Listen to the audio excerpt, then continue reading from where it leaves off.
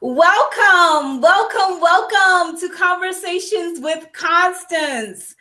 I am super excited on tonight to have on a genuinely close friend of mine. We've known each other for almost 18 years. It's been a long time since college. So this is someone that knows me, and he has a little tea on me. But I want to say, Ric Gordon, I am honored to have you on today. So in order to introduce my friend, I'm going to, I could say a lot about Ric. I really could.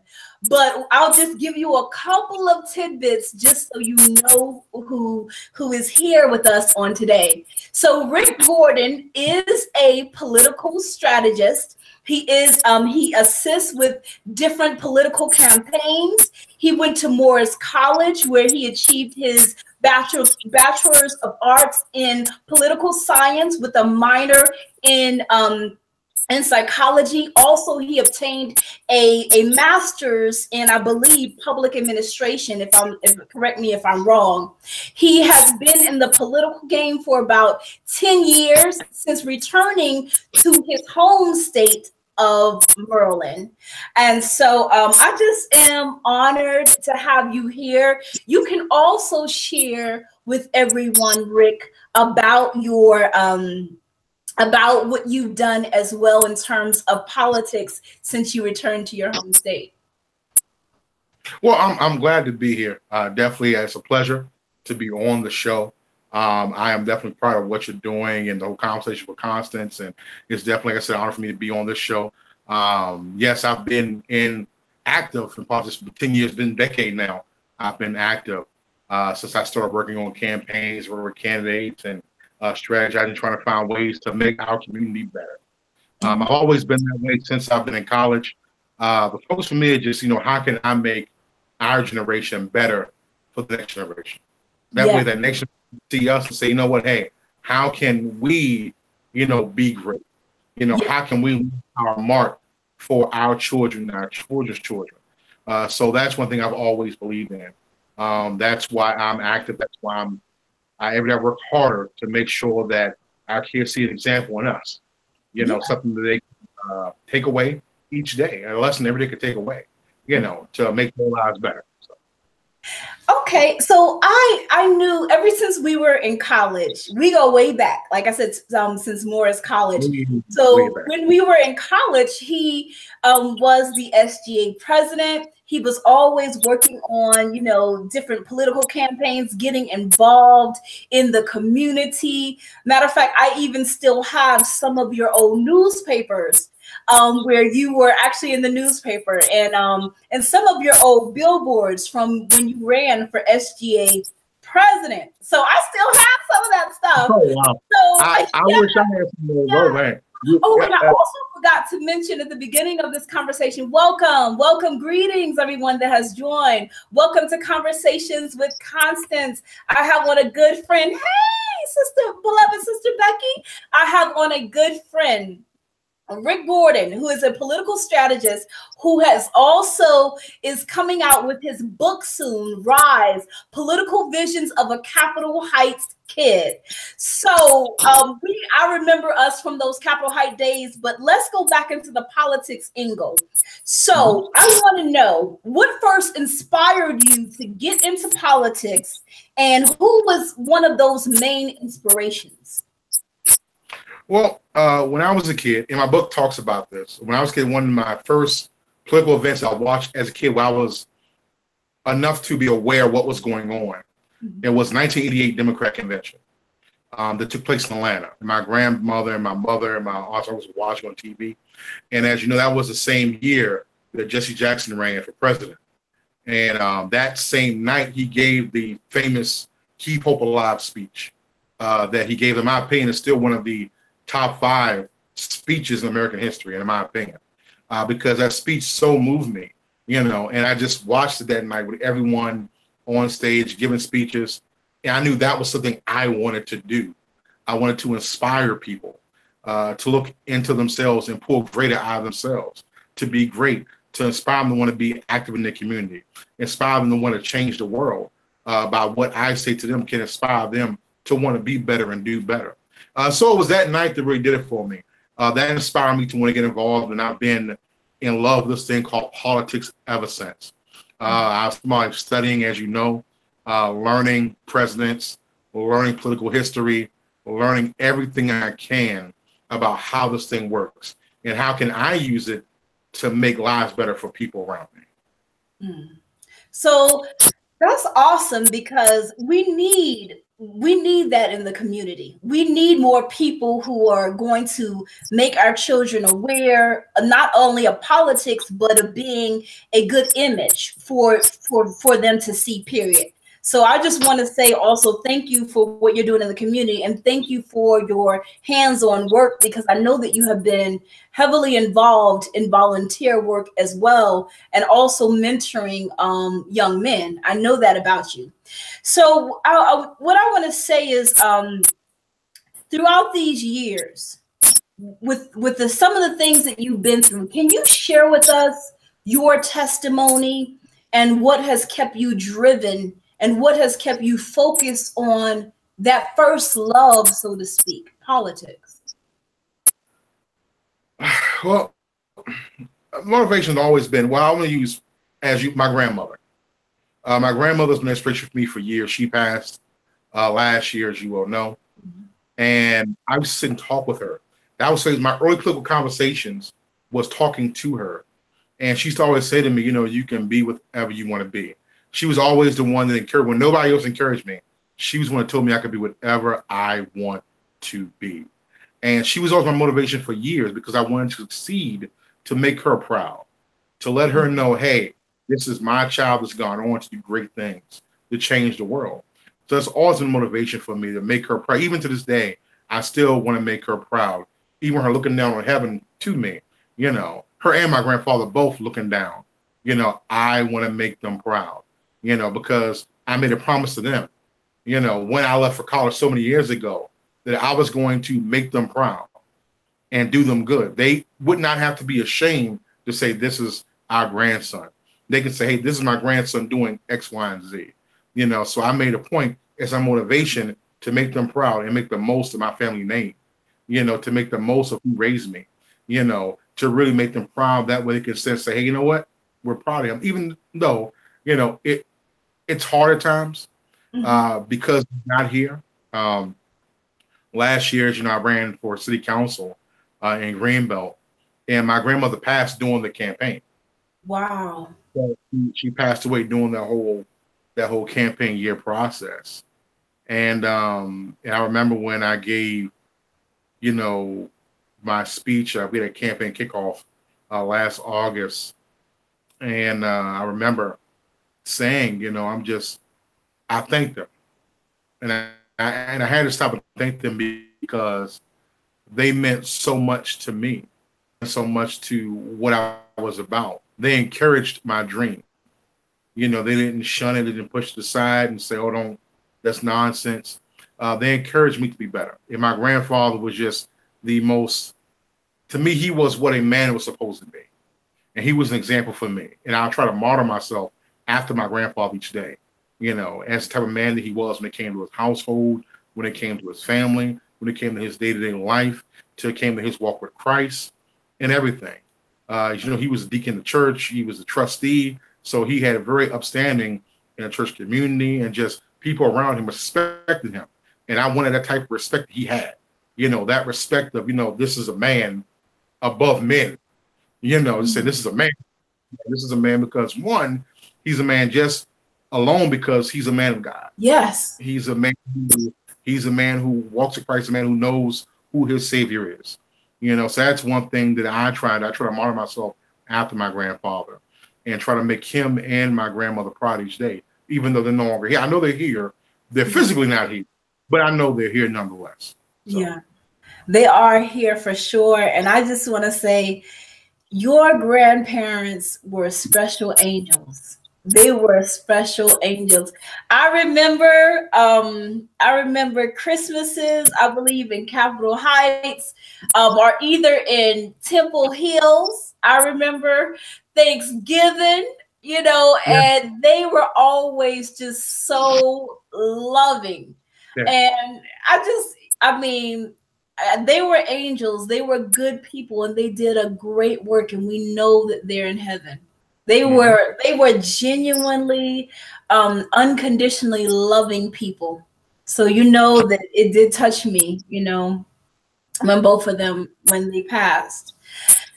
So with all that you've been through, can you dig a little bit deeper into your testimony and tell us some of the things that you've been through and how you were able to, like I said, I know that you've been through a lot and it's up to you what you'd like to share.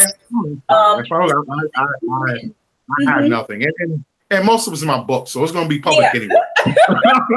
So it's going to be public anyway. So, yeah, I went through a lot. I mean, and I mean, there was a period of time in my life, I had some rough patches when it came to once I got out of school, and then, I had a marriage that didn't end so happily. yeah. So I had time going through that, where I completely lost everything. I lost I everything. didn't know that. Um, Can you tell us oh about yeah, that? Because there's a lot of oh yeah, people right now oh yeah, who are experiencing that same thing, who oh may yeah, be feeling like giving up. oh yeah. I How lost did you everything. rebuild yourself? Well, that's the one thing. I mean, I prayed every day. I mean, I prayed every day. I have a lot of my trust in God. A lot of my family didn't even know that how bad I had it. This point where financially I was broken. Wow. I pretty much for the most part I was homeless to a degree, but I was trying to find a place to live because it was bad, and I had pretty much everybody just left me. I felt left. I was just left out there to dry. And but you know what? I prayed about it and I stuck with it, and I trusted God. And I thought about the Book of Job. My favorite Yeah, book. That's my and the favorite Book of book. Job. And that's the one thing I looked at Job, and what Job lost a lot, from the point where he lost his kids, he lost his finances, he Yeah. lost everything. To a point where his wife said, "You need to curse God and die." Yeah. You know, he said, "No, I am not going to do that." He stuck with it. He continued to pray. He continued to trust in God. And that's all I did. I continued trusting God that He was going to make a way for me and make things better. And I managed to work my way through. And opportunity and door open after door open because I trust God. I continue to trust God because without Him, I can do none of this on my own. Nothing I can do without Him. How And I've long? always been like Thank that. you. What Uh, was that process like? So after the divorce and after you said this, tell me what a day-to-day process was like in your mind to build well, the process was yourself real because I would back wake to up where in the you're morning. at right now. Okay, so I would wake up in the morning. I would think, okay, well, it's another day, and I have to figure out one what I was going to eat that day, you know. And I had my dog Nix because I was left with my dog. I was left when I came home. It was just stuff in my dog, Nix. That's why I had left when I came home, and so I had my dog, and I had to figure out how I'm gonna make things work for me and him, and then try to make sure that I could maintain the job I had at the time. Rick, Rick, You you know, you froze up. Are you there? I'm here.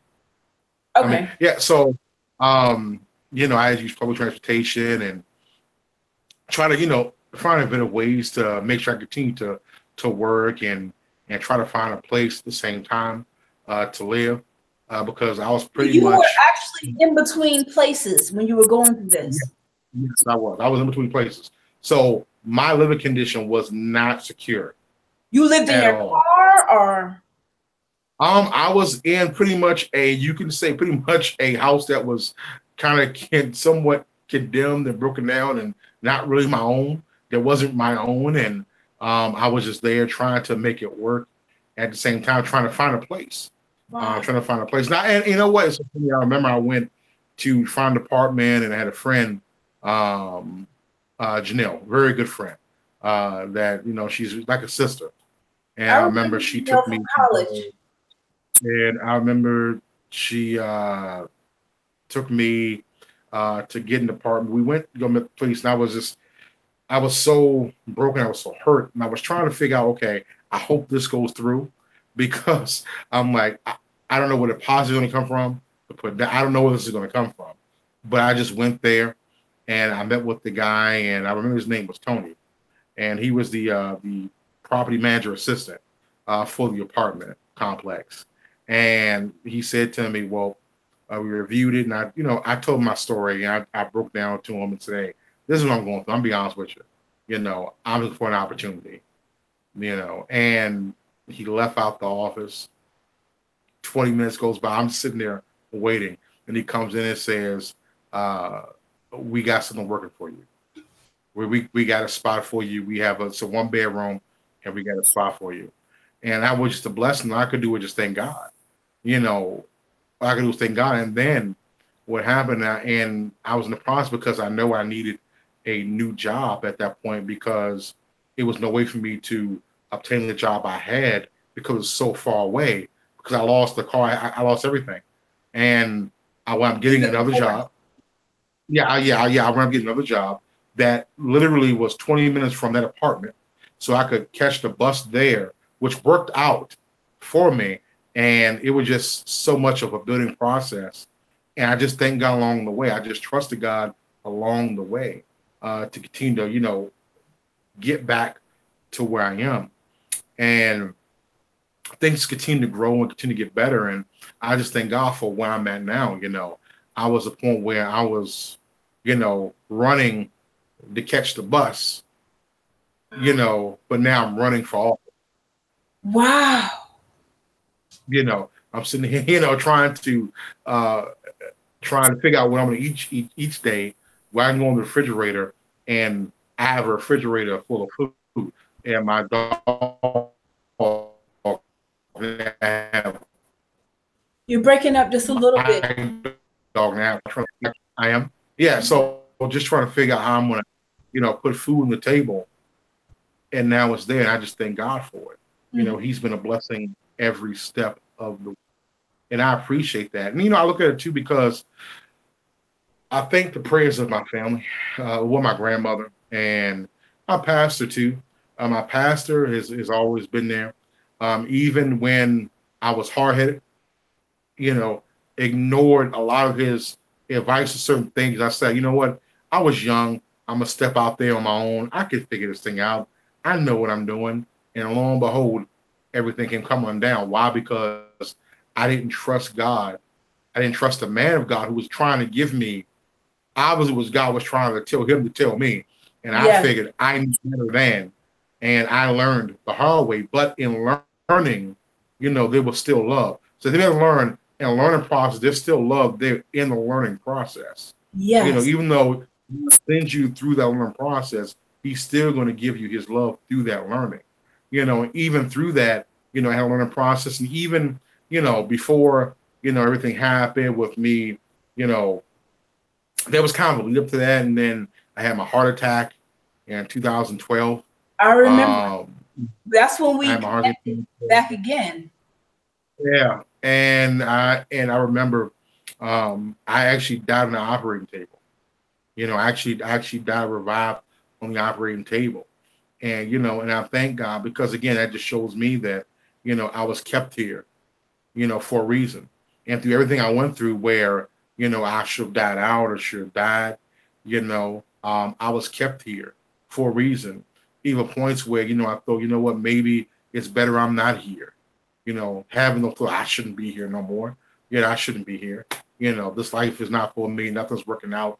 I just be done with it. And once again, God intervened, and I'm here. Because I know everything has a greater purpose and a greater being. At the same time, yes, success, yes, it's growth, yes, it's opportunity, but at the same time, it's giving God glory every step of the way in everything that I'm doing. And I just, again, thank him for just, being that that father, when a father couldn't be there, that mother when the mother couldn't be there. And my grandparents, as much as I love them, at that time, they were much older, failing health. They really couldn't do too much at that point, No, other than just say pray. And that was the best advice. My grandma, just pray. That's Just the pray to best. God. That's the best Pray advice. all I I want to could do. say peace to Aaron also just joining on the chat. And I want to say you go by Rick, but I know you as Brandon. And Yeah, please. We were close. And when you got married, of course, after college, we stayed in touch a little bit. But when you got married, we kind of shifted apart where weren't that close. But I was kind of like always in the background. So when we were able to speak, we always spoke on a real and genuine level. Mm-hmm. And I didn't know, like, I'm on the brink of tears right now because I did not even know that you went through all these things.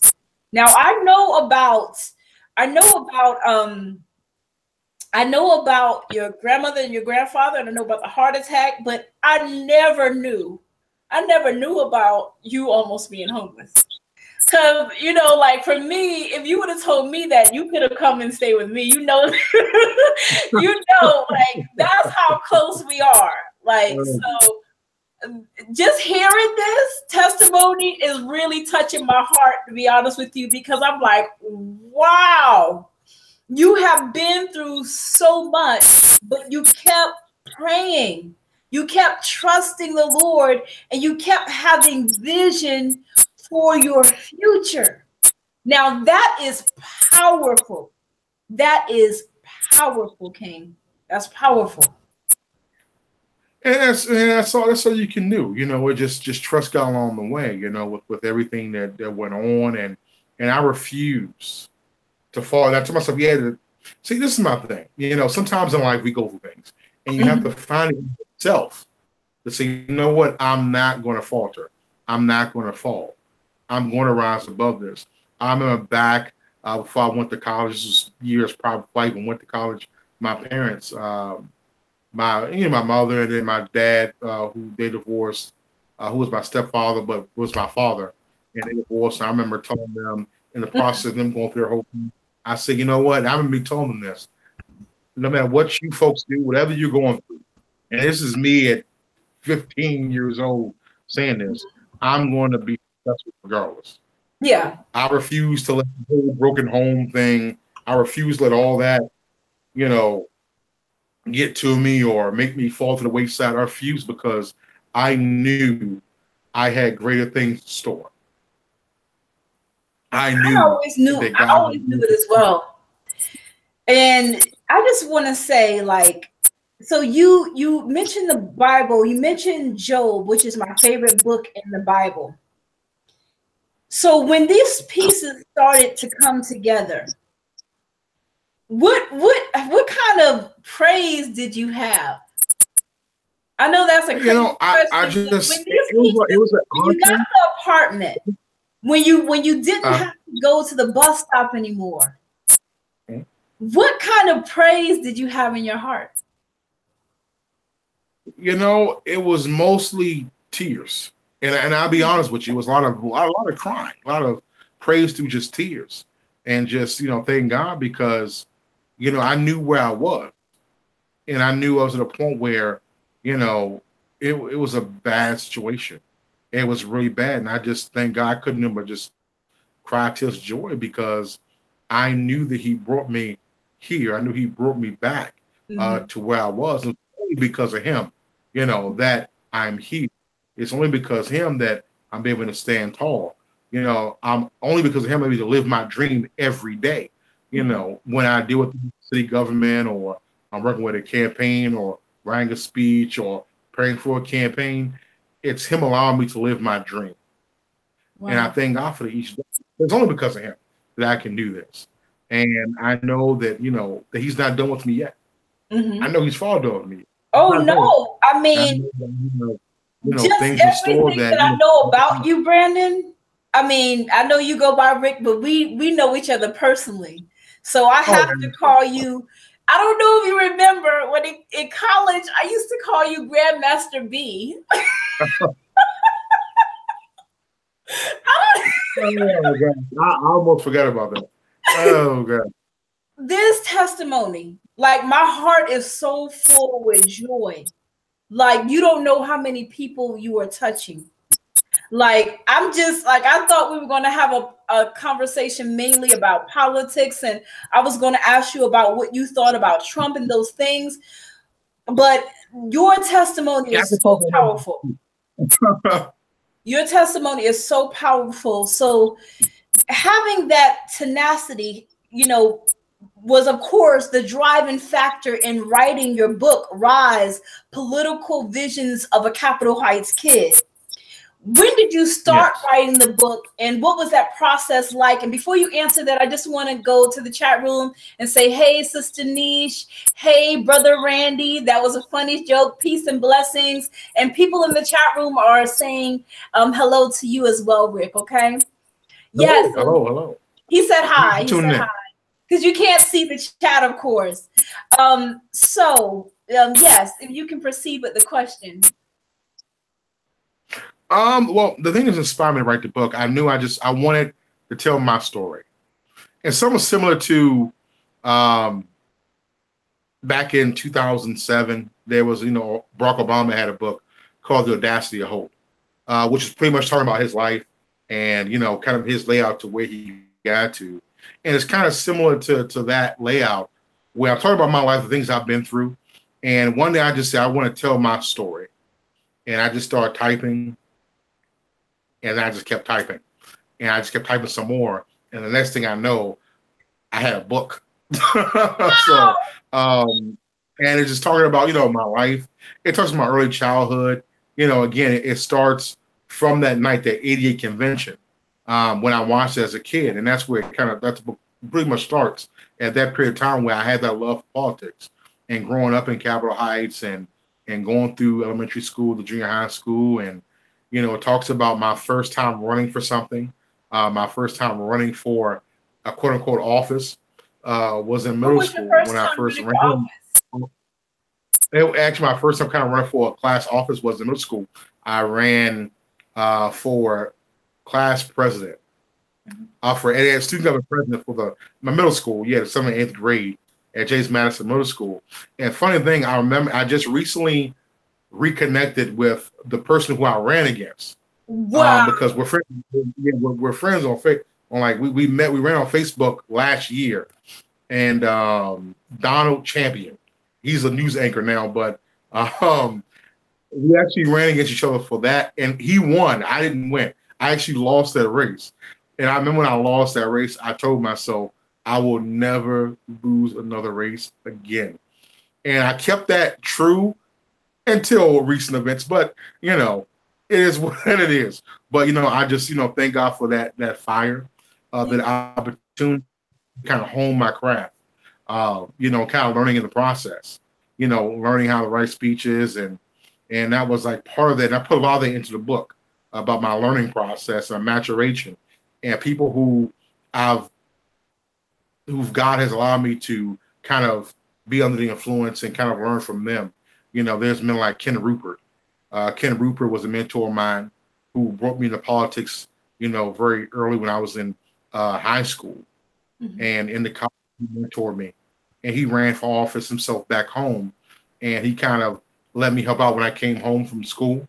And he put me through, the process, taught me a lot about what it means to be a candidate and learn the process. And I talk about that, in the book, how him and his wife kind of took me as another son when he didn't have a child and say, hey, we're gonna take this young male, and Ken Rubin and his wife, they're a white couple.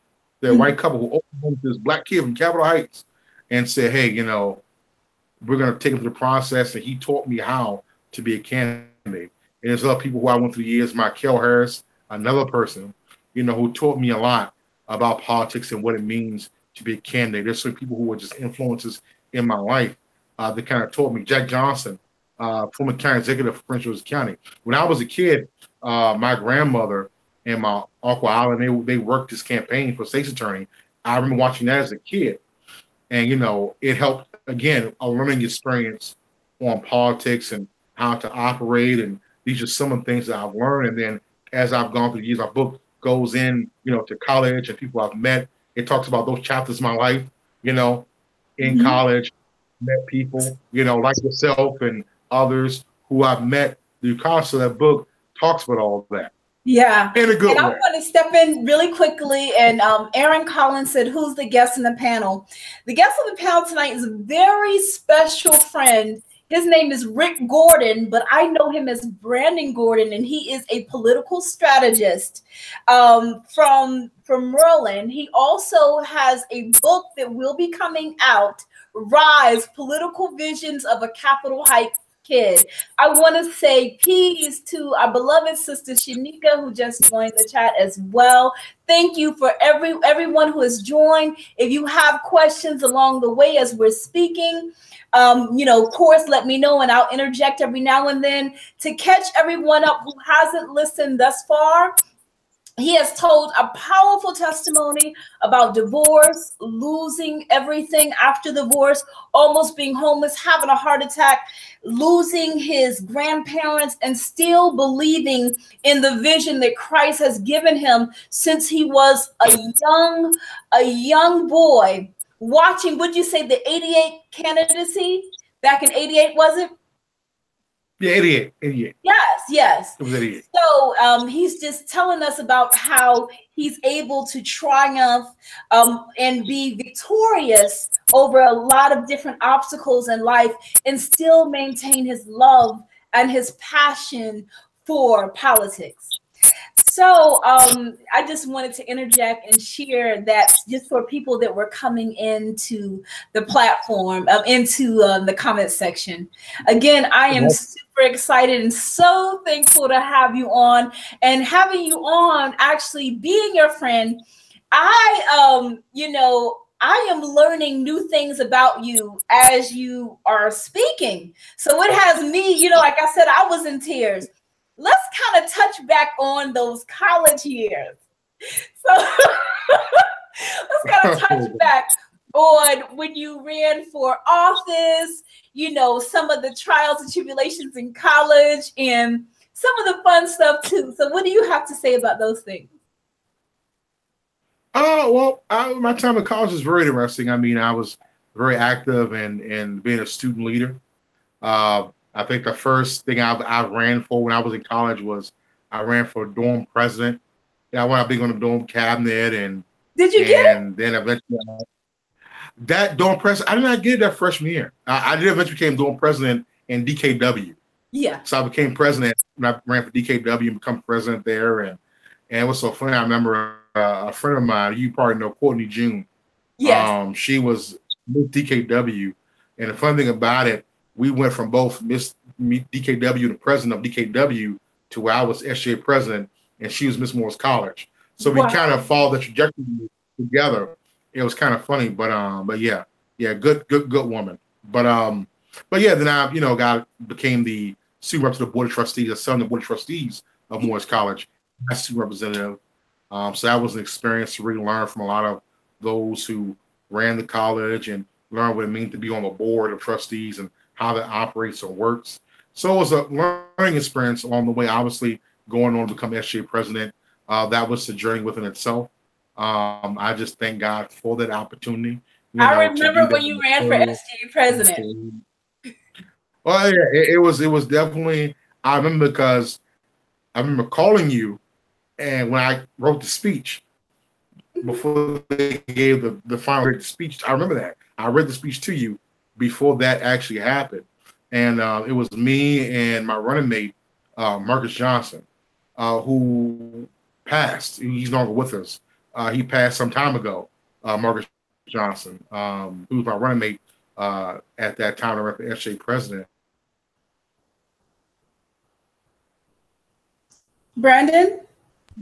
I'm here. Okay, yeah, you kind of broke up a little bit.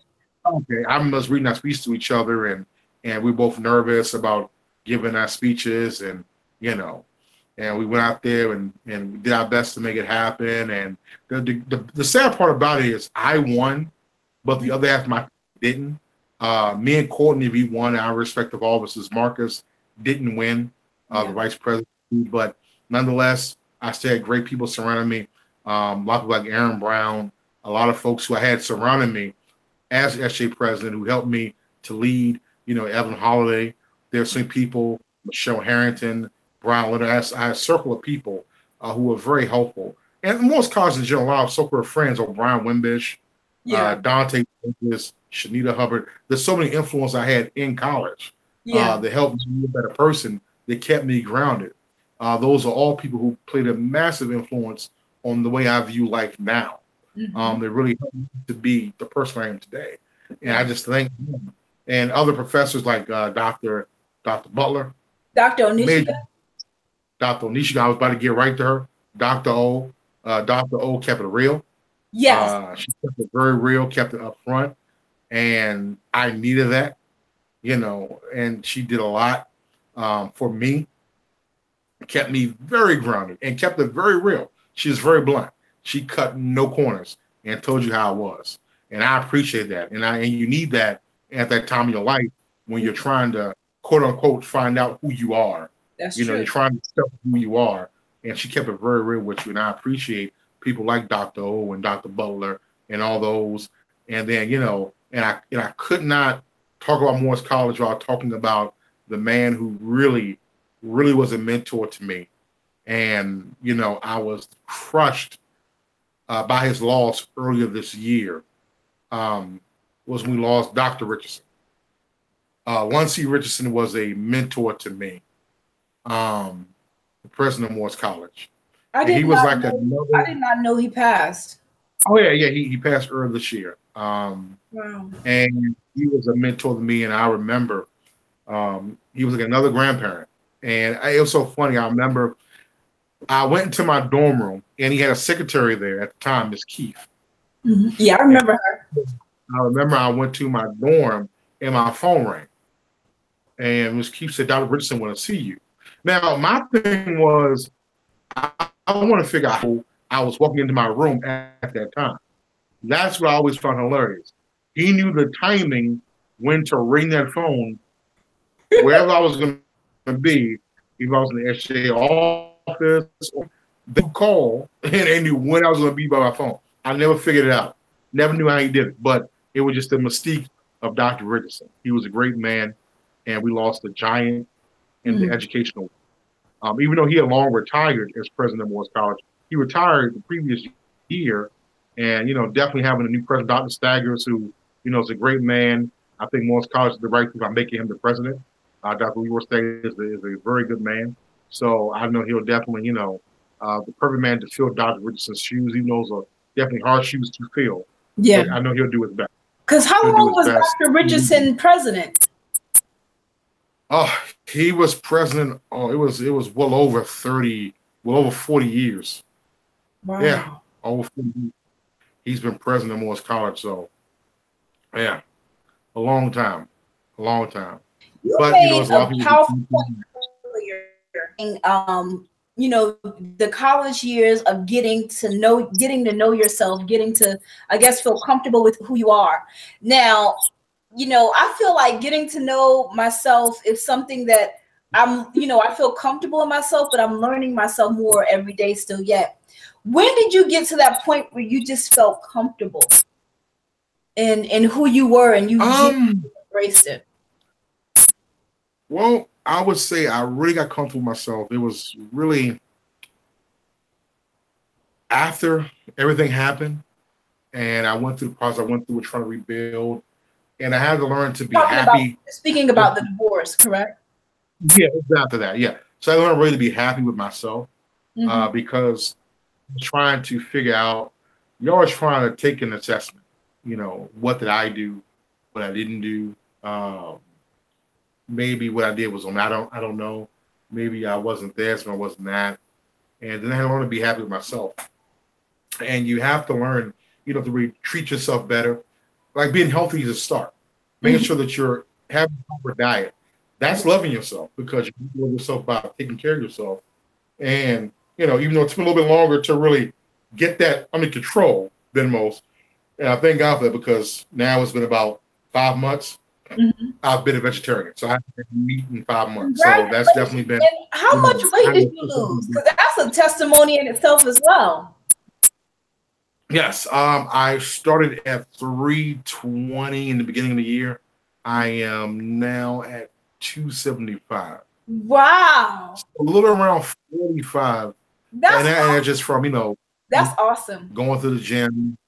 Thank you. I just going to the gym, making sure I eat the right things. Definitely not eating meat has been and eating more vegetables and making sure having the proper diet. So that's definitely been a blessing for me. So I just thank God for it. That's awesome. Because I know sometimes, like me, I'm also on a weight loss journey as well, and I've been losing weight. When you really get stressed out, because that used to be my thing. When I get stressed out, then I would go into eating bad things. Now I don't even purchase bad foods at my house anymore. I don't even purchase those items, so I don't have that temptation. What is the mental change that you experienced to take you out of that old mindset?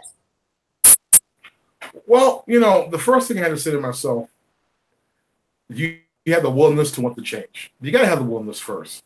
And because if you're not willing to change, you're not going to. No matter how much you say, well, maybe I'll do this, or maybe I can be better, or maybe I can lose weight. You have to say, no, I'm going to lose weight. I'm going to be better. I'm going to do this. So I had to first have that will mindset. You have to have that will mindset. But God once again steps in and say, hey, you can do this, and give you that will, that drive to get up every morning. Or at times you get off work and you're tired, you want to go to the gym and exercise you're supposed to. You get every morning, exercise like you're supposed to. When you decide you want to have an extra serving or something, you don't do it. And you actually eat to the point where you're full. You're actually full enough. You're not overeating. So Yes. That's been a blessing, to kind of see that change in my life, that change of lifestyle, so to speak. So it's definitely a blessing for me and my health. Because I go to the doctor every month, and she says you're doing a great job. So she's just in awe by the process. She's been in awe about how. What year did you have the heart attack? I had the heart attack in 2012. Different time, and definitely salt intake and just having a cardiac situation such as that. Some people don't recover from it. I know. Some people never recover from it, and thank God I was able to recover from it. And right now, this is the healthiest I've ever been in my life. The healthiest I've ever been in my entire life, and it's definitely been a blessing for that. So I'm so glad to hear that. Because you remember when we were in college, we would go to Wendy's down the road, and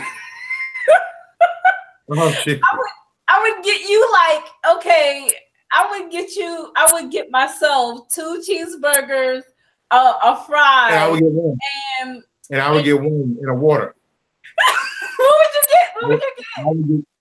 I would get one in the water. I would get one burger in a water. No, I used to get you 2 burgers in a water. Yeah, well, sometimes it was one. It was one. I was kind of selfish, so we both always, struggled with our weight. But you were never, to me, you were never really that big.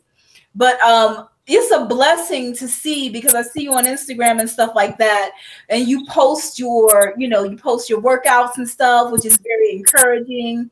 So it's a blessing to see that you went through something so traumatic, but you overcame that. So for me, your constant message that you're giving me is about overcoming trials and tribulations, and also mental toughness. Can you speak to that? What does it take to develop mental toughness? It takes, well, most things, if anything else, it will start with having a strong relationship with God, because that what keeps you grounded mentally. That gives you that toughness to say, I can overcome these obstacles, that I can withstand these forces. because that's what carried me through. I mean, to be honest with you, it wasn't my relationship with God. You know, it would have been, you know, ready to through 2012, 13, 14. It would have been that. I would have been written off. You know, I would have been long gone if it was not for my relationship, which gave me that relationship with God. It gave me that toughness and that will to withstand everything that was going on. Because I'm a believer that when things happen, you know, I'm not saying that, you know, I am the object of perfection by any chance. But, you know, things happen. And my thing happened. And when things happen or things fall through the cracks, the first thing I say, okay, how do I fix it? How do I fix it? What do I need to do to get this thing right? I don't sit back. I don't cry. I say, okay, what do I need to do? Get back on my horse. Let's see what happens. Let's try it again. Let's try another avenue, or let's try to move some money over here. Let's try to move some money over there. Let me recalculate to see how I can make this thing work. You know, you have to do that. You know, you just can't just let life take you out like that. You can't. You cannot. You know, me and you, we both been through, you know, and so you can't just let life. Sometimes I understand the thought process of wanting to give up. The reason why I understand it, because life can be so difficult and so challenging.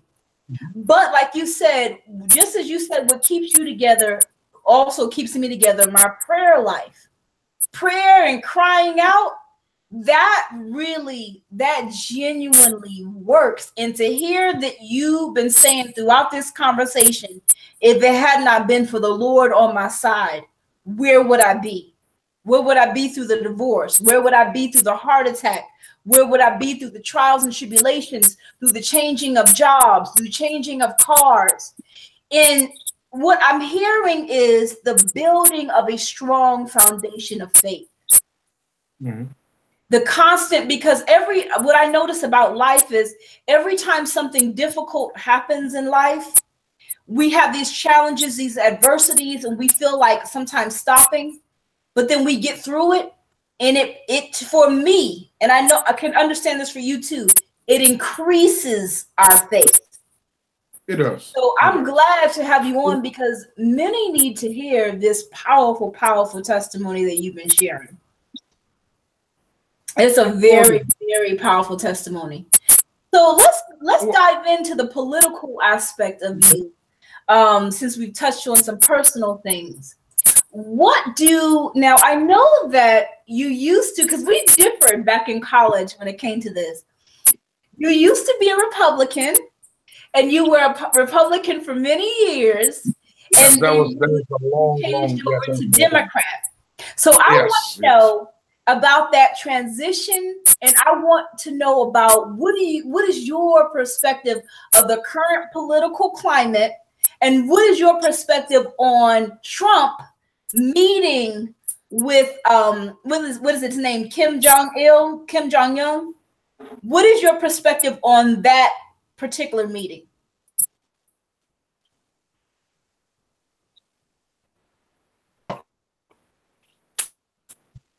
Oh, the meeting with Kim Jong-un? Yes. I want to know about the transition. Slightly, a little bit. And I also want to know about your perspective of the recent meeting. Okay. All right. Well, I'll start first with the first part of your question. You know, yes, there's no secret. Everyone knows I used to be a Republican. I was a card-carrying member for many years, grew up, you know, for many years. But I've had many influences growing up. I had a lot of Democratic influences, a lot of Republican influences, but I've always been Republican. That's what I've always been. And the reason the change, because I felt as I got older and I really started to see the world for what it was, you know, there was an old saying many years ago. Ronald Reagan, who was former president of the States, you know, he made a comment many years ago.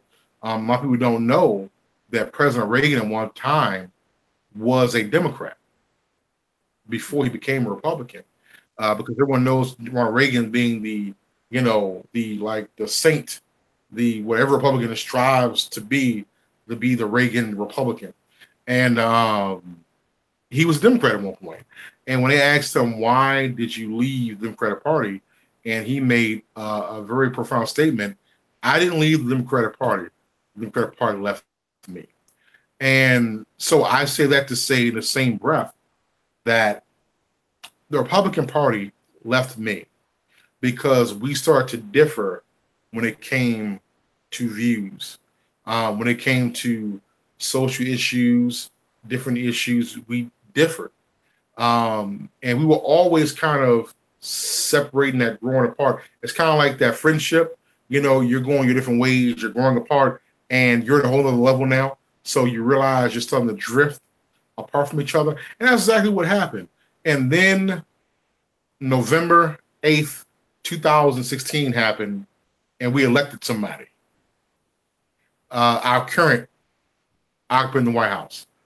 And that kind of did it at that stage, especially just kind of saying, and I was like most people, lots of celebrities who see, you know what, let's see what happens. Let's not just, I've always been a believer of, you know, I'm not a person who just goes behind people. I have a mind for myself. So I'm going to say, okay, let me see what happens and see how this works out and see what's going to happen. And just see what happens. I didn't vote for him, but let's see what happens. And he showed me what I thought he was going to be. And he's still showing me what I thought he was going to be. A person who was more about the showmanship of it, who's more about the pomp and circumstance, and not so much trying to get things done. He's more focused on ratings. He's more focused on photo opportunities, photo ops. He's like a person who constantly wants to post something on Facebook. He's that guy. You know, if he had, unfortunately, his Facebook is Fox News, CNN, MSNBC, Twitter, NBC, ABC, Twitter, whatever. That's his social media, because he's always getting the right photo op and picture to put there. Well, I'm doing this, I'm doing that, I'm doing this, so I'm partnering these people, I'm doing this. Everything he does is grandiose and a lot of grandstanding. But also too, we have to also we can joke about, but also we have to take a real fact that he was elected. And unfortunately, 50% of America stayed home. They did not go out to vote. So we are just as responsible for a Trump presidency. We all are. We are just responsible. Why? Because we didn't mobilize enough. We didn't get people out to the polls enough. We figured I'll stay home. It doesn't matter. I know a lot of friends who say, you know what? Hillary is going to win. She's not going to lose. There's no way Donald Trump's going to be president. And then came the next morning, the face is like, I don't know what happened. That was everybody's face. We don't know what happened. What happened was you didn't go vote. You stayed home. You have in Ohio.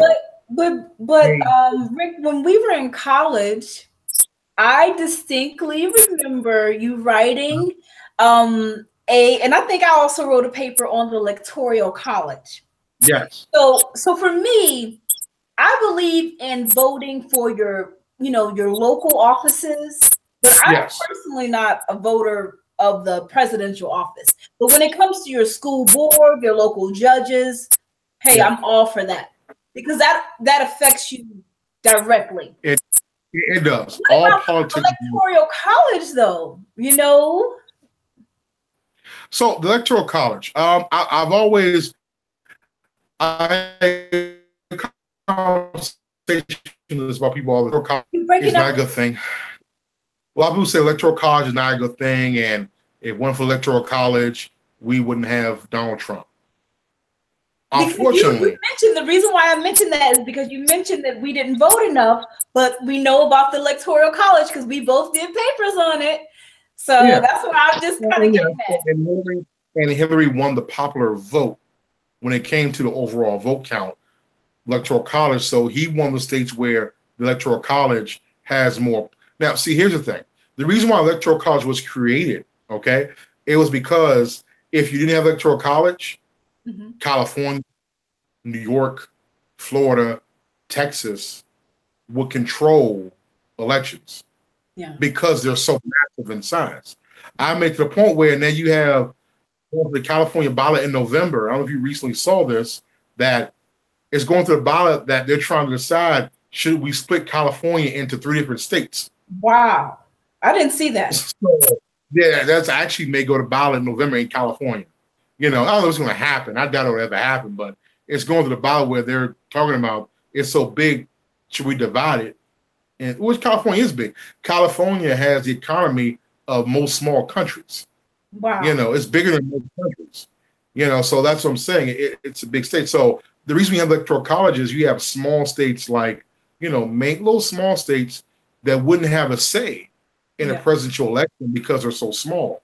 So it's there to kind of keep it fair. People really be blamed if the electoral college made the decision. It's give and take. It's give and take. I would say everything is give and take.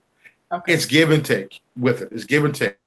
It's needed, but sometimes it can come back to kind of bite you when it shouldn't. It's one of these cases where it came back to bite everybody. One of these cases. In some cases, it helps. Some cases, but I see the reason behind it. I see why it was created. Again, is that way you won't have large states, deciding it. All you have to do is just campaign. So if I was running for president and we were just all popular vote, I wouldn't go to South Carolina. I wouldn't go to the Midwest. I wouldn't go to Illinois. All I would do is campaign in Florida, Texas, New York, and California. Mm-hmm. And if I win those, I can kill us for all y'all think I'm good in those states. I can kill us for all y'all think I'm good here. As long as I'm good here, I don't care what y'all think. And that's dangerous too. That's very dangerous at the same time. So it's to make sure there's balance and certain states don't hold so much power over other states when it comes to keeping the vote fair. So I get the point of it. But at the same time, yes, it can, like I said, it's give and take. Yeah. It can be a bad thing at times. It can come back to hurt you too. So what do you think about Trump meeting with Kim Jong-un? Yeah. Look, he wants his Reagan moment, his Reagan, Mikhail Gorbachev, U.S. Russia. He wants that moment. And he wants that moment now with Kim Jong-un. He wants that moment where he's the photo op, the handshake, much the way Nixon did with China and Reagan did with Russia. And he wants that big photo op of him walking across the stage, shaking the hand with him. And, to me, it's another grandstand move by a president who is more concerned because, they signed a treaty. They signed papers and no one knows what's in it. Mm. There's no real details on what was signed other than, they say they're going to disarm, but I'm curious to what we gave up in the process. What did we give? What did we promise in the process? That's what my concern is. What did we say? What did we concede on? What did we concede in the process? I think we will eventually know. It'll be a little late when we find out, but I think we should know. We should know what's going on. We should know what did we concede to North Korea in order for this. Again, there's more concern about a photo op than the results of getting things done. Pulling Dennis Rodman out of this and everything else, and again, it's one big show. Yeah, it's one big continuous circus. And again, people say, there's no way that with all this going on, there's no way he can get 4 more years. And I'll tell you, everybody who's listening to your show, everyone who's tuning in, everyone's going to listen to go back and watch this. Don't be fooled. I'm talking to everybody out there watching. Do not be fooled. Trump can be re-elected. He can be, but he can be stopped by getting people out to vote, by mobilizing. Get us people who figure, well, I'm going to stay home. It doesn't matter. Get them to go out to vote and turn out in record numbers and turn out in huge numbers. We need to have the numbers we had. I remember when President Obama first got elected in 2008, I was in line for hours trying to vote because me too. I was in line the first time he got elected. I went to see him when he came here to Charlotte, but I was in line. I was standing in line proud. I was proud to be in that line at that time until for hours. And they're going to have that same enthusiasm in this next election because if you don't, you're going to be looking at another 4 years of Donald Trump, unfortunately. So let's You move know, on to what you've done as far as your political career since you moved back to Maryland. So can you tell us about some of the campaigns and some of the offices that you worked on or that you've held? okay. I've worked with a few campaigns myself. Now, I've ran for school board back in 2010, District 1, here in Prince George's County. I ran that campaign. I got endorsed by the SEIU Local 400 Union, as well as the ASAP Personnel Union here in Prince George's County for my race for school board. Came up short, but we did what we wanted to do, and that was really put forth an agenda of transparency. We really put forth the issue of trying to get teachers paid. I'm a big believer in that. We need to pay teachers. The teachers are not paid well enough. In Prince George's County, where I reside, 14.4% of personnel is being lost. We're losing 14.4% of teachers to other counties because we're not paying. What is the pay rate? The pay rate there, it's definitely not what teachers be getting. The exact numbers of, like, you got teachers who are getting at most probably yearly, teachers who are probably making maybe 30, 25, 30 a year. In that area? Because that's what teachers make here in Charlotte. So in that you got area? Oh yeah, you got some teachers who are trying to, when they first start out, they're not getting paid much because they're not experienced. So they're trying to get them in the door, but you have other counties who are paying teachers at starting about 40, a little bit higher. Mm-hmm. They're taking them in and they're giving them more resources. Again, we have to do better with making sure our teachers get paid. In my opinion, teachers should be getting paid as much as doctors, as attorneys, because the other thing, our children starts there. You know, our children are with the teachers, and sometimes, if not more with them, they are with us at that stage. The kids are around, they shape and develop young minds, for the future. So we need to make sure they have the resources, make sure they're getting paid, make sure the morale is there. Because you have some teachers who morale is shot, and they go there and say, you know what, I'm here, I'm ready to go. I'm not staying no longer. I'm not doing no tutoring because the morale is shot. It's gone because they're not working in the summertime, so they have to save up enough money to live during the summer unless they teach summer school to get a second job. Yeah, and that's the unfortunate part of it. That's really unfortunate part of it. We're not really putting enough into our teachers. And that was a big part of the campaign when I ran for school board. And then I took a break. I actually was elected to Civic Committee here in Prince George's County in District 21, Legislative 21. So serve my community, put forth issues here. Voter registration was a huge thing. And then more recently, ran for City Council in Greenbelt, where I currently reside. I've been here about 4 to 5 years, ran for City Council. I'm in a process now of kind of contemplating what I'm going to do next. Everyone's asking me, are you going to run? We had a campaign that I'm very proud of this past election, where we raised voter intake, we raised voter registration by 50%. Oh, wow. We had high numbers, very high numbers in certain parts of the city where they normally don't register to vote, where you don't turn out. We increased turnout by record numbers, and I'm people involved in the process. And a lot of people are asking me, what are you going to do next? I haven't decided yet. I will make sure that Conversation with Constance gets that exclusive when it happps. I'll make sure you guys on it. I will be waiting. I will be here. What we're going to do. But I currently sit on the Parks Recreation Board for the City of Greenbelt. So I work with Parks, Recreation, Parks and Planning for the city. Make sure our parks and recreation activities for our kids, making sure that our clubs, organizations have what they need in the city. So I definitely enjoy doing that right now. Your own firm as well.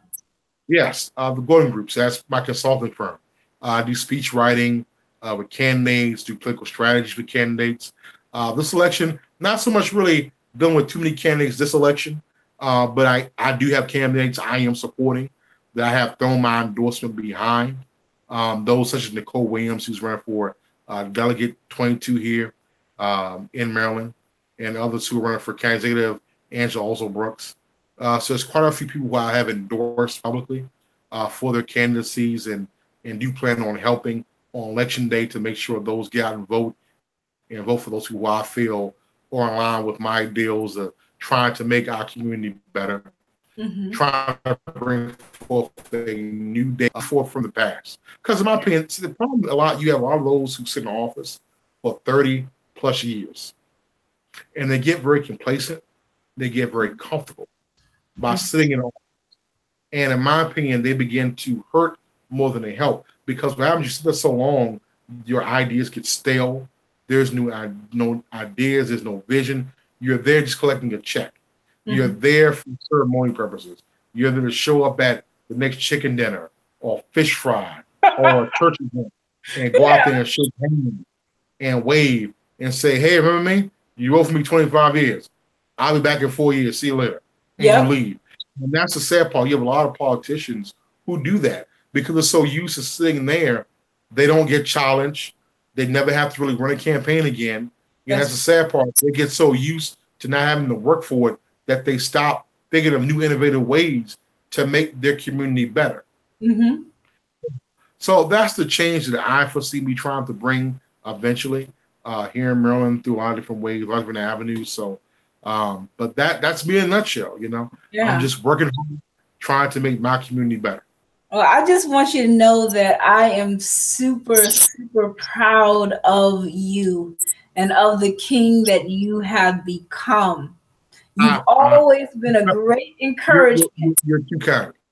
You've always been a great encouragement and motivation to me. So I'm I'm super excited just to have you here and have this conversation with you, and for you to share your wisdom, you to share your knowledge, and you, of course, to share your heart and your inspiration and encouragement, just to help people to understand that there are certain goals that you have in life, and as long as you maintain that vision, maintain your relationship with the Most High, with our Creator, prayer, everything is going to be all right. You can get through those hard times. So I just love that you just opened up and you shared your truth, because that's what we're about with Conversations with Constance, having real and honest and genuine conversations. So how can people reach you? Like, what social medias can they reach you at? And I would love to have you on when your book comes out. And, we can chat it up after, because I would want to read it, and then we can discuss some of the things in the book as we did today. But where can people reach you if they want to follow you, and when is your book coming out? My book comes out September 19th of 2018. Your birthday? August is my birthday. So that will be my 36th birthday. I'll be turning 36 years old. So I'm a step closer. One thing I still can keep in mind that you are still older than me, so I don't feel so old. I'm just making it.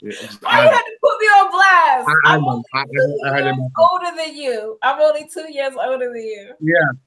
Yeah. So you will get there before I will. But you know what? It's a blessing. I'm here. I am here. It is a blessing. So where can people? Definitely a blessing. So what date is the book coming out? And September 19th, and I can be reached. I have a page called Rise with Ric. Rise with Ric. It's our Facebook page. So definitely anything as far as conversations, candidate endorsements, events that we're going to hold. I do plan on doing some events again coming up later this year. I do plan on doing another voter registration rally later on this year. Also, too, I actually just implemented with my pastor at Little David Baptist Church a civic engagement ministry, which we began in our church. So, in my opinion, the church is definitely going to play a huge role. I get talking about, we're going to get behind this candidate, but the purpose of what we're doing is we're trying to make sure that those in the church are informed. You know, they want to make sure the church is informed of what's going on, you know, because they have just as much right to know what's going on out there too, in order to be an example, you know, in order to know, you know, okay, who aligns with our beliefs, our ideals, of trying to make the world a better place, you know. So we're trying to make sure that each member is registered to vote, make sure they're active, make sure you know what's going on. That way, no matter who they vote for, we're not saying vote for this person. We're not endorsing no candidates. We're just saying, hey, go vote. Vote for who you're going to vote for, but make sure that you understand the issues first, and make sure you vote for people. That's great. I think that's a great idea, because a lot of times in churches, people do, you know, I know personally, I was just like, Obama, you know, back when Obama ran, I was just like, well, I got the, you know, the first Black president. I didn't know, I was never in, you know, I was never really into politics. You know that. I just saw Obama and I was like, he Black. This was back in 2008 before I started researching, you know, let me just vote for him. So I think it's really good to educate the people, because knowledge and wisdom will help people make the right decisions. You know, knowledge and wisdom will help everyone to make the right decisions. I remember little David. I remember going there, and back in the day. Yeah. Actually, my uncle, who was the founding pastor, Dr. Donald Cole, he just passed. You know, he was called home with the Lord. He just passed recently. You know, we just laid him to rest. Yeah, another influence. You know, and I failed to mention another influence in my life. You know, another man who, you know, definitely taught. I learned a lot from him. You know, how to be a man, what it means to be a man, and also on top of that, being a man of God. You know, how you can, you know, can walk in integrity. And I learned that from him as well. So definitely, we definitely lost a giant when he passed. He definitely influenced a lot of people. Gave opportunities to a lot of people through the years. So he's definitely truly missed. You know. Yeah, I remember him on the times that I used to come and visit with you. So it was such an awesome conversation. I was just so glad to have you here. You know, it's good to catch up. You know, being for those who are watching, if you haven't figured it by now, yes, we used to date many years ago. Yes. So Brandon was my first college boyfriend. He was my first boyfriend he was my only boyfriend at Morris College. We had so much fun together. We got locked into period. Huh? And she was my first girlfriend, period. But let me tell you, this is the thing. When you were mentioning all those good people, you know, that were helping you throughout the years, I've never heard my name pop up. I haven't got there yet. I was trying to work through the yes. Let me get there yet. I was saving that for the end. I was saving it for my closing remarks. I just messing with you. Yeah, I was saving my closing remarks. You know, my closing remarks, I was going to say some few things, but, you know, I didn't get there yet. I was like, hold up. I was by your side for a long time when you were SGA president. Matter of fact, he actually wrote my sorority. He wrote my speech for me to get into Alpha Kappa Alpha when I joined my sorority. And we had so many fun times in college. I mean, I can't even, I remember being in front of, was it Alma Hall? And, and you were run up to me, you be like, Constance, my grandparents, huh? You said something? Brandon, did you say anything? You froze up a little bit.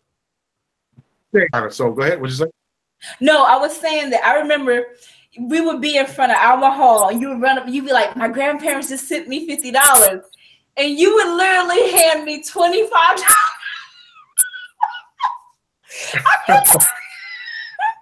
I can't believe it. I can't believe you would give me half of your money. And you You ran know, out of money. I was still that was just, you know, money left, huh?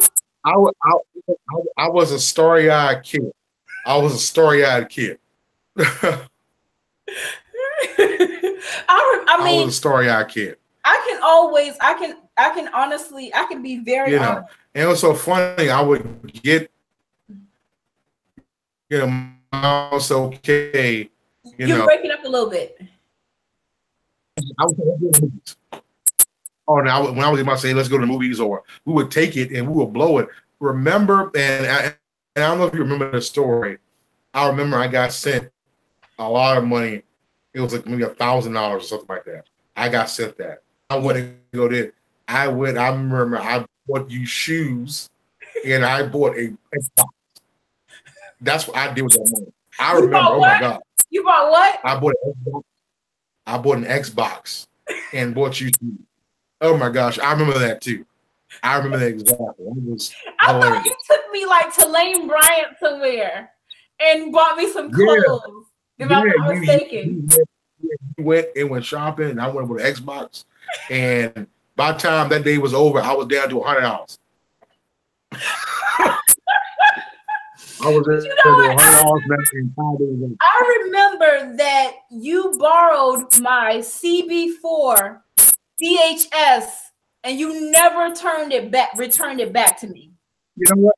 You know what? I will buy you the DVD. I never get a DVD back. I don't know where it's at now. That was a cassette tape that I never returned. I never returned. You know, hey, I will promise I will get you a DVD. And I was so mad about CB4. No, I have my classic movies, but I was so mad that you did not return my CB4 VHS tape. Now we talking about VHS tapes. Everyone, we know that this was a long time ago. This was almost 20 years ago. Yeah. So I know this is some old stories. We're talking about VHS tapes. You know, some old. Now, luckily, it wasn't the wood. I probably got killed off the wood. I would have been killed off the wood. Luckily, it wasn't the wood. So, you know, I would have been hurt the wood. So, my favorite movie. Yeah. What about the I know. We got locked in Swan Lake. Oh gosh, I remember that. That was an adventure. I remember that.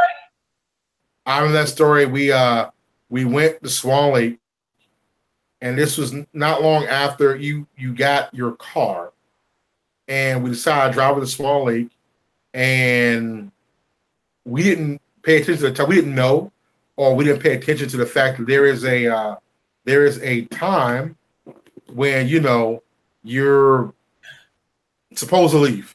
And it locks up.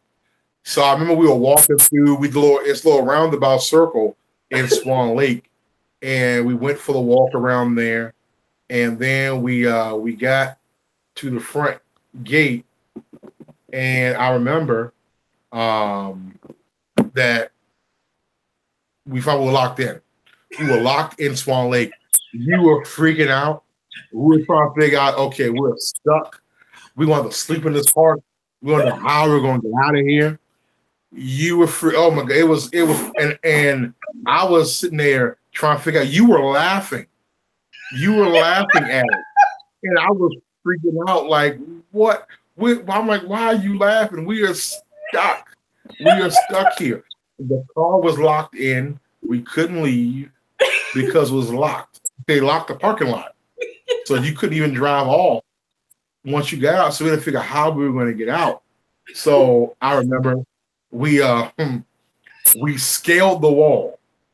We climbed the wall.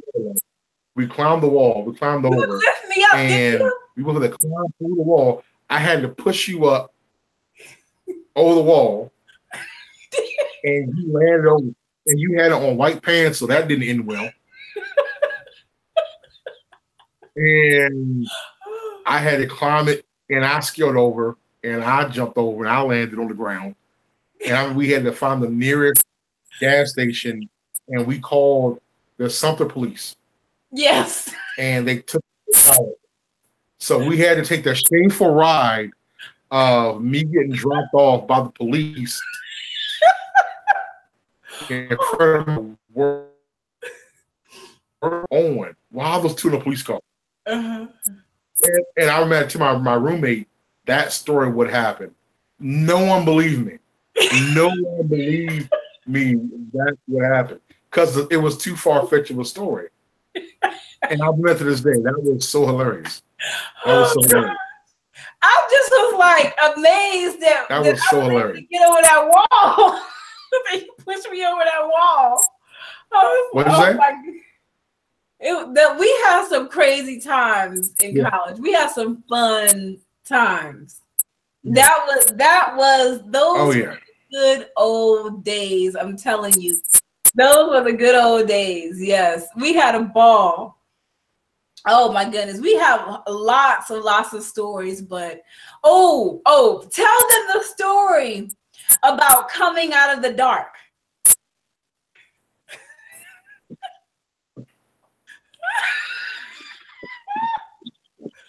You broke up on what'd you say? Tell them the story about coming out of the dark. Oh yes, I remember that was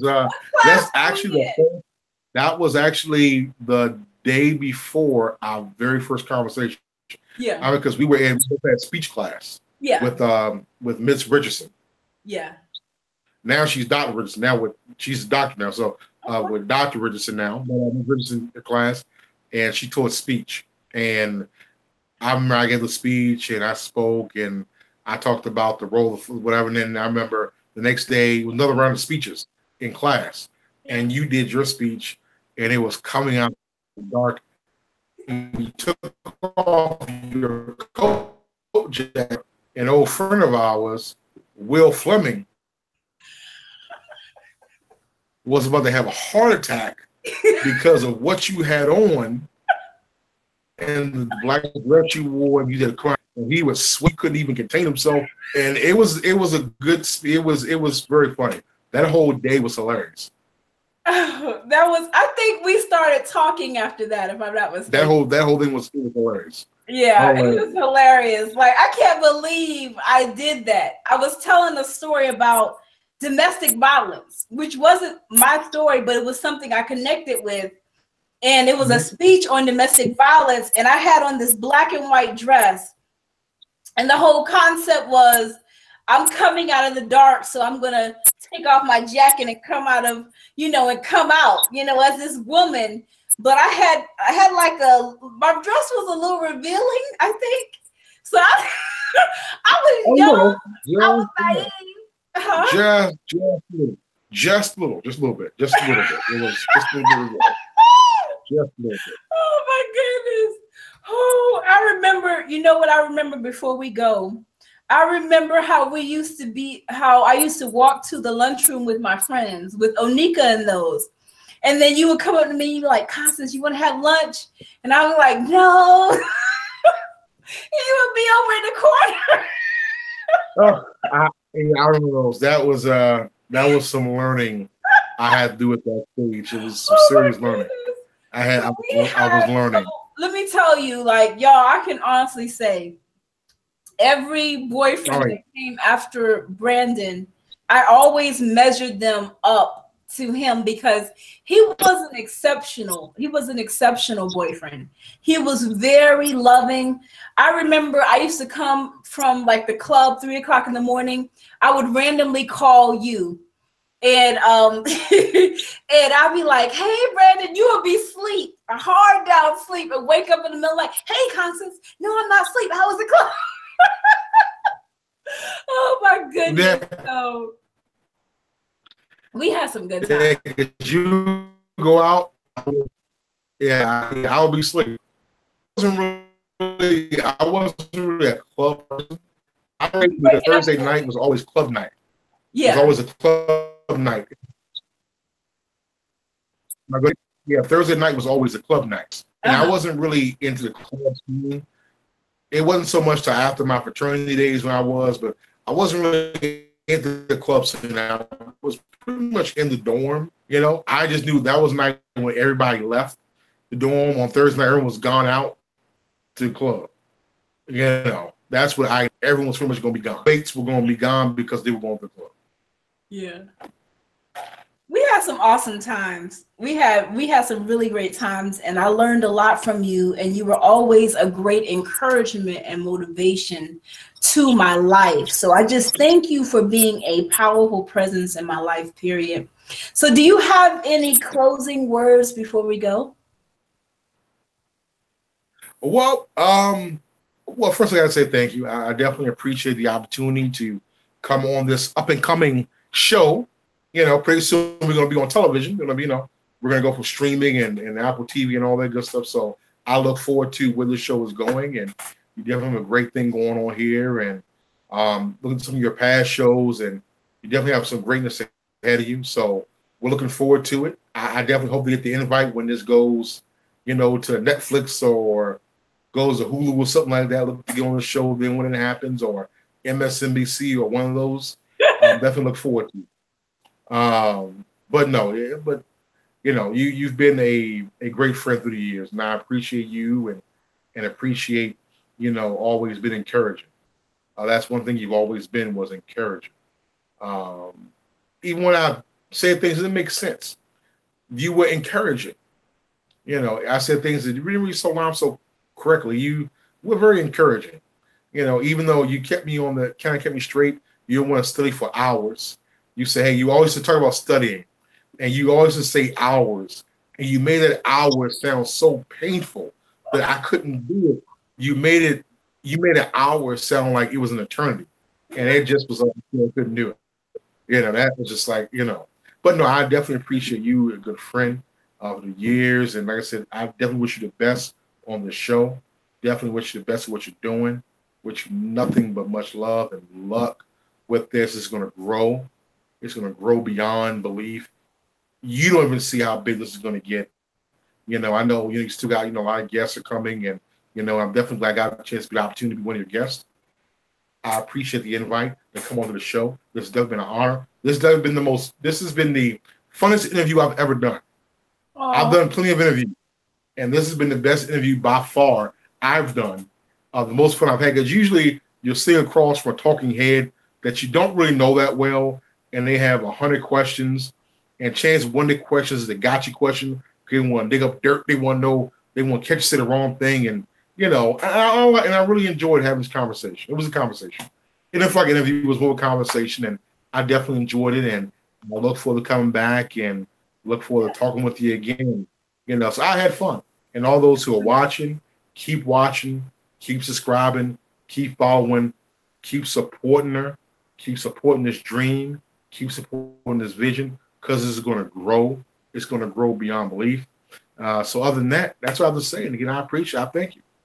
Oh, thank you so much, Brandon. Thank you so much. I genuinely appreciate all of the love that you have just put in, that you have just sent my way, all the positive vibes, all the words of encouragement. You have definitely been an inspiration and a motivation to my life as well.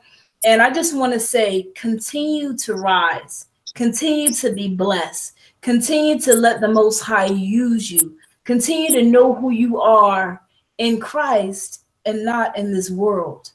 Because at the beginning and the end of the day, it doesn't matter what people think about us, but it matters what we think about ourselves, the vision that we have for life, and how we're being humble and allowing Christ to use us through that vision.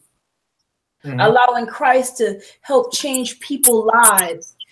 Through us, we can do all things through Christ who strengthens us. So I thank you for the honesty. I thank you for your bravery. I thank you for your tenacity. I thank you for your wisdom, for your unconditional love, for being in the presence of the beautiful angels, your grandmother, your grandfather. They were very, very loving people. I just think I'm just so blessed to have been a part of your life. And I'm just so proud of you and all that you've overcome and all that you will do in the future. So continue to be the strong king that the Most High has called you to be.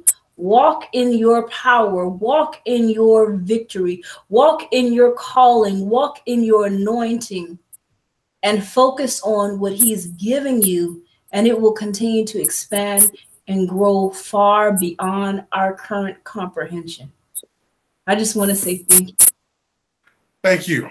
I appreciate it. Again, I've enjoyed myself. I had fun. This has been fun. So I look forward to doing it again. We have to do it. Yeah, we have to do it most definitely. Again. You will be on again. I want to say thank you to the 2 people that are still listening in. Thank you for all of the listeners. Thank you. I hope they put nobody to sleep. Here. I'm sorry? Nobody put anybody to sleep. Oh, no. We had a good time. I'm sure we had a good time. Thank you so much, beloved family. Please take care. Have a super blessed night. You are loved. You are always needed. Continue to pray. Continue to trust the Most High. And remember that you are stronger than any trial or tribulation that you may go through in this life. Thanks, beloved family. Thank you for joining Conversations with Constance. Have a super blessed night.